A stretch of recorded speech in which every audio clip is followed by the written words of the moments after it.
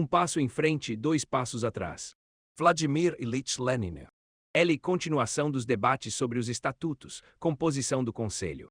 Os pontos seguintes dos estatutos suscitaram muito mais controvérsias sobre pormenores do que sobre princípios de organização. A 24ª sessão do Congresso foi inteiramente consagrada à questão da representação nos congressos do partido, e mais uma vez foi travada uma decidida e firme batalha contra os planos comuns a todos os escristas apenas pelos bundistas, Goldblatt e Lieber. pp 258-259 e pelo camarada Akimov, que, com meritória franqueza, reconheceu o seu papel no Congresso. Sempre que uso da palavra, tenho plena consciência de que com os meus argumentos não terei influência sobre os camaradas. Pelo contrário, prejudicarei o ponto que defendo, p. 261. Esta justa observação foi particularmente oportuna logo após a discussão do seção 1 dos estatutos. Simplesmente a expressão pelo contrário não está muito bem aqui, visto que o camarada Akimov sabia não só prejudicar certos pontos, mas ao mesmo tempo, e por isso, influenciar os camaradas. Entre os escristas de espírito muito pouco consequente, inclinados à fraseologia oportunista.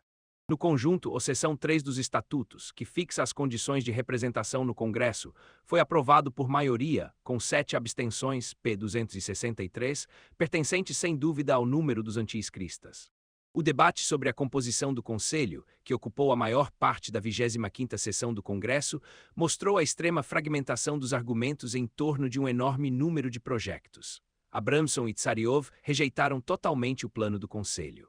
Panini insistiu em querer fazer do Conselho exclusivamente um tribunal de arbitragem, e por isso, com perfeita consequência, propôs que se suprimisse a definição de que o Conselho é o organismo superior que pode ser convocado por 2 dos seus membros. Ayres e Russov defenderam diferentes modos de constituição do Conselho, além dos 3 modos propostos pelos 5 membros da Comissão dos Estatutos. As questões em discussão resumiam-se antes de mais à definição das funções do Conselho, Tribunal de Arbitragem ou organismo superior do partido. O camarada Panini, como já disse, pronunciava-se consequentemente pela primeira, mas estava sozinho.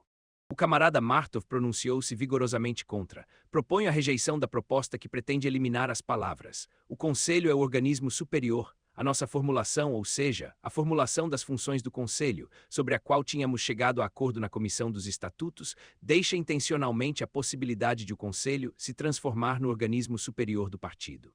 Para nós, o Conselho não é apenas um organismo de conciliação.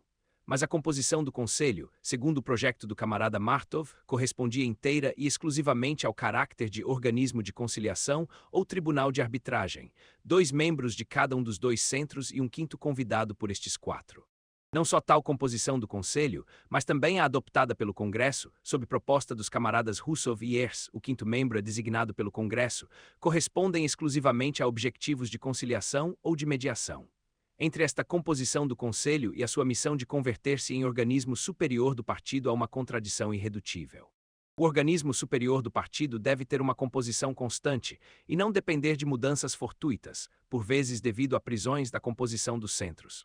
O organismo superior deve estar em relação direta com o Congresso do partido, de quem receberá os seus poderes, e não de 2 outros organismos do partido subordinados ao Congresso. O organismo superior deve ser composto por pessoas conhecidas pelo Congresso do partido. Por fim, o organismo superior não pode ser organizado de maneira que a sua própria existência dependa do acaso.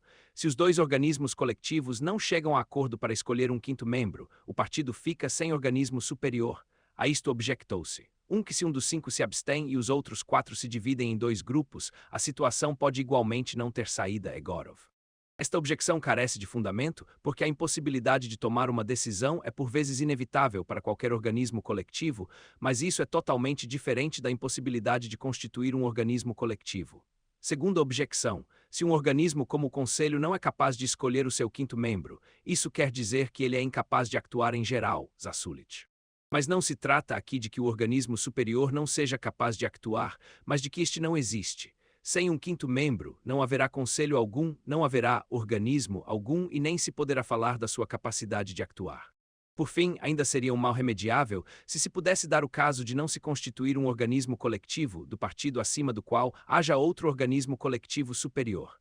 Pois então este organismo coletivo superior poderia sempre, em casos extraordinários, preencher a lacuna de um modo ou de outro. Mas acima do Conselho não existe organismo coletivo algum. a não ser o Congresso, e, por consequência, deixar nos estatutos uma possibilidade de não se poder nem sequer constituir o Conselho, seria uma evidente falta de lógica. As minhas duas breves intervenções no Congresso sobre esta questão foram consagradas unicamente à análise, pp. 267 e 269, destas duas objeções erradas, com as quais o projeto de Martov foi defendido por ele próprio e outros camaradas. Quanto ao predomínio do OC ou do CC no Conselho, nem sequer lhe toquei. Esta questão foi levantada, pela primeira vez, no sentido de chamar a atenção para o perigo de predomínio do OC, pelo camarada Akimov já na 14ª sessão do Congresso, p. 157, e foi só Akimov que os camaradas Martov, Axelrod e outros seguiram, depois do Congresso, lançando a história absurda e demagógica segundo a qual a maioria queria transformar o CC num instrumento da redacção. Analisando esta questão no seu estado de sítio, o camarada Martov, modestamente, omitiu o seu verdadeiro iniciador. Quem quiser tomar conhecimento, com todos os pormenores, da forma como foi posto o problema do predomínio do OC sobre o CC no Congresso do Partido, em vez de se limitar às citações desligadas do contexto, dar-se-á facilmente conta de que o camarada Martov deturpa as coisas. Já na 14ª sessão, não foi outro senão o camarada Popov que começou por polemizar contra os pontos de vista do camarada Akimov, que queria defender na cúpula do partido a mais estrita centralização, para restringir a influência do OC. P. 154, sublinhado por mim, que é no que realmente consiste o sentido deste sistema de Akimov. Longe de defender tal centralização, acrescenta o camarada Popov, estou pronto a combatê-la de todas as maneiras, porque ela é a bandeira do oportunismo.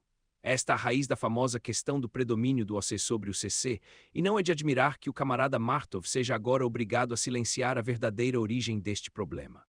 Até o camarada Popov não podia deixar de se aperceber do caráter oportunista das dissertações de Akimov sobre o predomínio do OC3, e para estabelecer uma distinção bem clara entre si e o camarada Akimov, o camarada Popov declarava categoricamente: pouco importa que este centro, o Conselho, seja composto por 3 membros da redação e 2 membros do CC.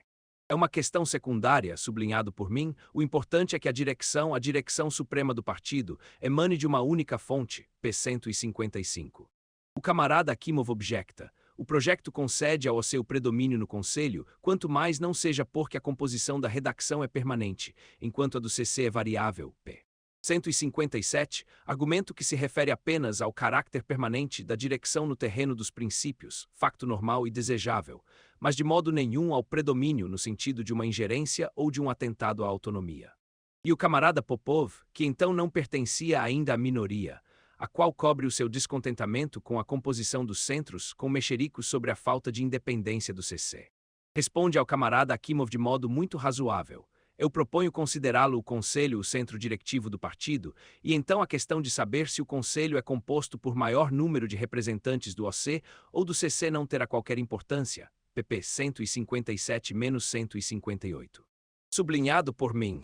Quando se voltou a tratar da composição do Conselho na 25ª sessão, o camarada Pavlovich, prosseguindo os velhos debates, declara-se pelo predomínio do OC sobre o CC, dada a estabilidade do primeiro, p. 264, entendendo por isso a estabilidade no domínio dos princípios, como também o entendeu o camarada Martov, que, tomando a palavra imediatamente depois do camarada Pavlovich, considerou desnecessário estabelecer o predomínio de um organismo sobre outro e indicou a possibilidade de um dos membros do CC residir no estrangeiro, o que conservará até certo ponto a estabilidade no CC no plano dos princípios, 264. Aqui não há ainda nem sombra de confusão demagógica da questão relativa à estabilidade dos princípios e a sua salvaguarda com a salvaguarda da autonomia e da independência do CC. Esta confusão, que se tornou depois do Congresso o principal trunfo, ou quase, do camarada Martov, só a defendeu com empenho no Congresso o camarada Akimov, que já nesse momento falava do espírito de Arakcheyev dos Estatutos, 268, que se no Conselho do Partido houver 3 membros do OC, o CC tornar-se-á um simples instrumento da vontade da redacção, sublinhado por mim.